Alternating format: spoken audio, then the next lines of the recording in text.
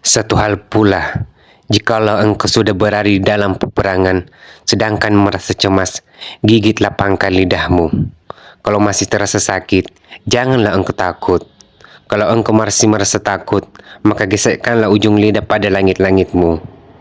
Jikalau masih terasa geli, janganlah engkau takut.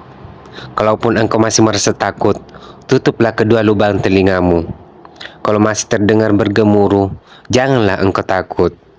Belum akan ada apa-apa menimpamu dalam jangka waktu 7 hari 7 malam.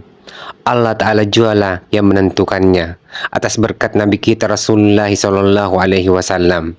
Belum engkau akan mati, engkau pun tidak bakal luka karena belum datang yang batil. Allah Ta'ala jualah yang menghendakinya. Satu hal pula, jikalau engkau melihat gumpalan awan seperti gunung tegak di bagian belakangmu, sekalipun demikian banyak jumlah musuhmu, janganlah engkau merasa takut menyerangnya. Mereka takkan berani menantangmu. Apabila awan tersebut tegak di bagian belakang musuhmu, engkau harus berhati-hati.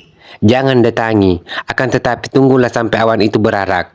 Kalau awan itu berada di bagian sebelah kiri, maka serang pula lah musuhmu dari arah kiri. Kalau awan itu ke kanan, maka serang pula lah musuhmu ke arah kanan.